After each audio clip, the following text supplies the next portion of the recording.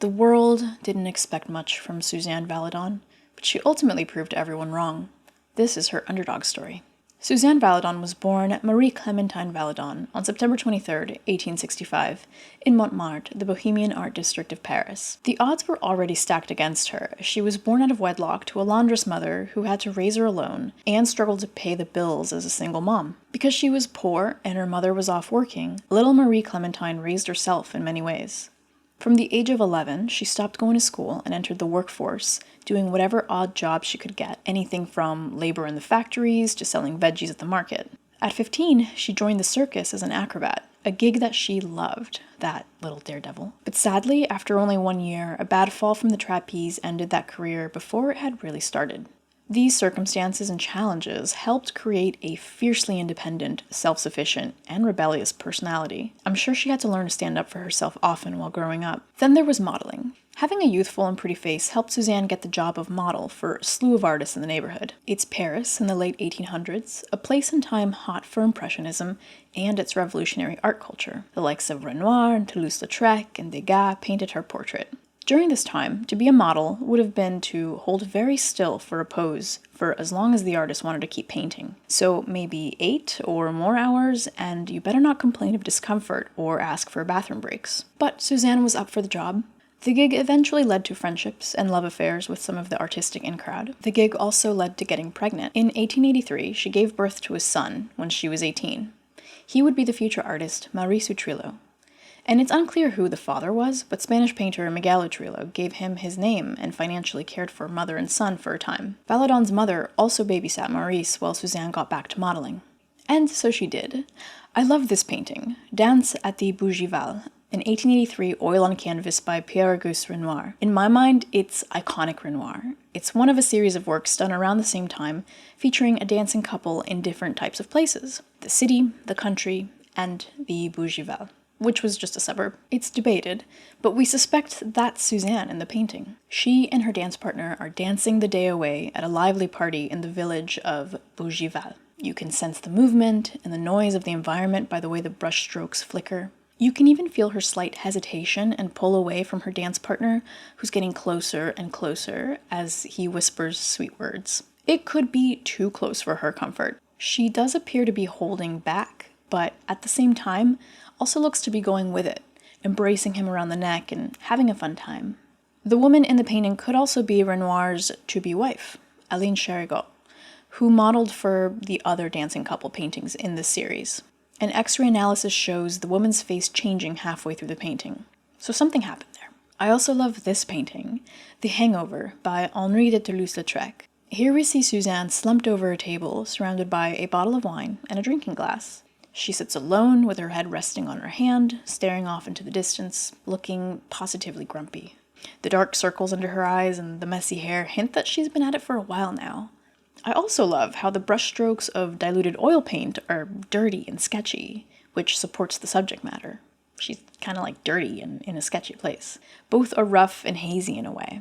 She and Toulouse-Lautrec were dating for a time, and 3 years before The Hangover, he painted this more dignified portrait of her. Here she looks straight at the viewer and is put together fashionably. And here's a fun fact. Toulouse-Lautrec jokingly called her Suzanne because he thought that the name Marie Clementine sounded too soft. I guess like too soft for her personality. And Suzanne references the biblical story of Susanna and the elders because she often modeled for much older men. She wasn't satisfied being the artist's muse, or the object of their affection. She wanted to be the artist herself. She had been drawing since she was a young girl, but because it was seen by her mother as such an impractical waste of time, she preferred to keep her hobby to herself. She's very poor at this time. She had no access to materials, much less artistic education, so she scrounged up whatever charcoal and paper she could get her hands on and let intuition guide her. This led to early anatomical sketches such as this. Suzanne taught herself art techniques and practiced her craft to develop her style with so much enthusiasm. Because of her lack of funding and having been born a woman, Suzanne couldn't get formal training like many of the well-known artists around her. So she tried to learn from them as much as possible through observation and conversation. Degas, who was usually a loud and blatant misogynist, even helped her with drawing and etching techniques, and was among the few who saw her as one of them, not just a model toying with a paintbrush. So I guess he wasn't entirely misogynistic, I don't know. He was the first known person to buy her art. I guess multiple things can be true at the same time. Not having formal art training worked to her advantage, though. This out-of-the-box perspective allowed her to find her own style without the rigid constraints of art schools at the time. And sure, she must have been influenced by her impressionistic friends at Montmartre, how could you not? But still, Valadon's work doesn't exactly fit the impressionism genre. Her paintings are often symbolic, with an almost folk-style, fauvistic, post-impressionistic flair.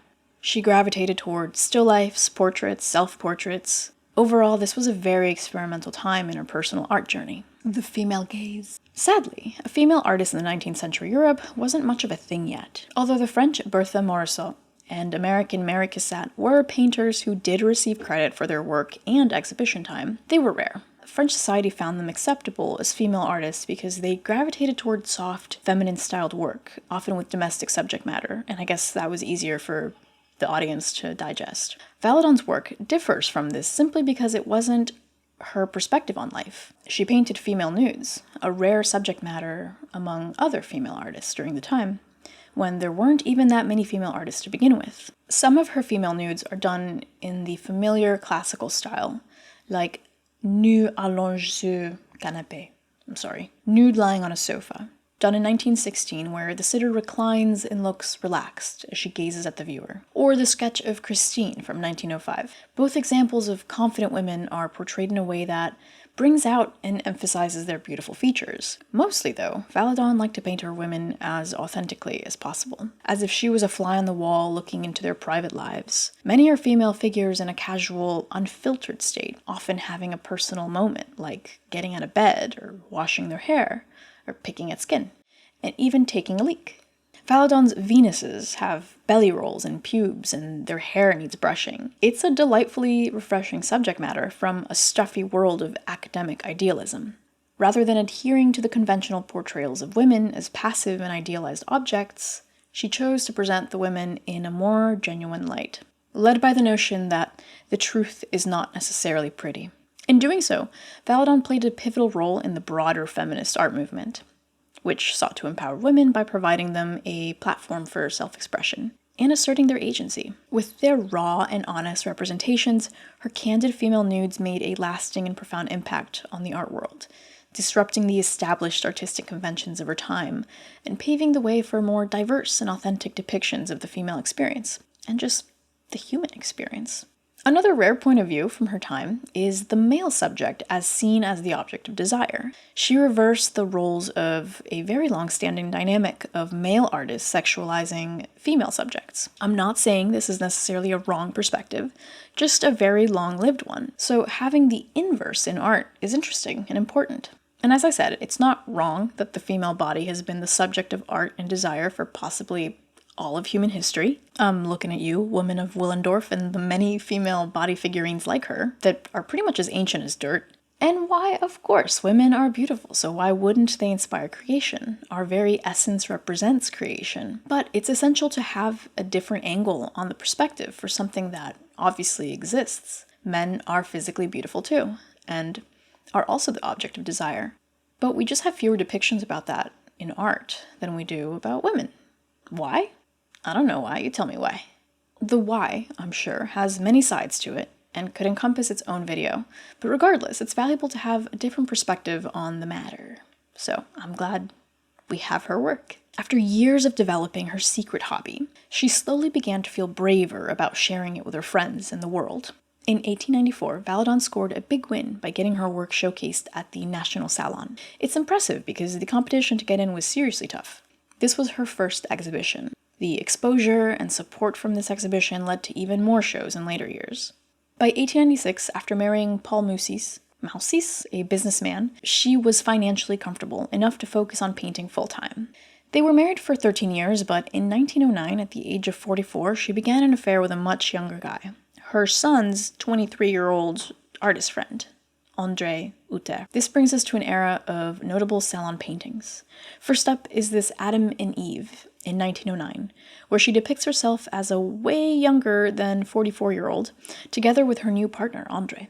She's closer to matching his age in this, and initially he was fully nude, but later she decided to paint foliage over his genitals to make it more salon exhibit friendly. Suzanne, as Eve, reaches for the apple as Adam holds her wrist back in an attempt to stop her. It's thought that the symbolism for the forbidden fruit in his work is Andre. Then there's Joy of Life from 1911. Features 4 nude women in the woods as a naked man watches on. They seem unfazed or unknowing of his presence. The women here represent the idea of people, particularly women, being one with nature, which was a common theme at the time. And let's be honest, probably since always. What's unique about this, though, is that their nudity is not justified by the use of classical mythology. They're just naked women in the woods. And the other thing is the man watching on. Typically, the naked women in academic paintings were perfectly acceptable in proper society because it was a young Venus or an Aphrodite being gawked at by men, but really everyone, in the real world, in the 3D world. But here, Valadon has included this built-in spectator in her work. She's essentially breaking the fourth wall, but with painting. It's cool, I like it. Then we have Casting the Net, completed in 1914.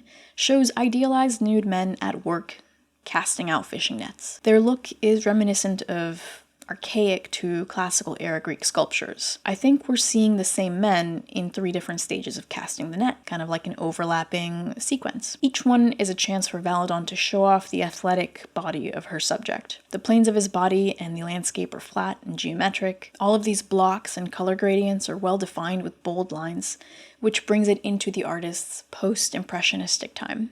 One salty hater, the Swiss writer and artist Arthur Cravan, wrote, "She knows all sorts of the tricks well, but simplifying does not mean doing it in a simple way, old bitch." And after being convicted of libel, he wrote, "Contrary to my assertion, Madame Suzanne Valadon is virtue itself." So hey, that's great. She was pissing off the old grumps, which means she must have been doing something right. In these 3 paintings, she uses her younger lover, Andre, as a model.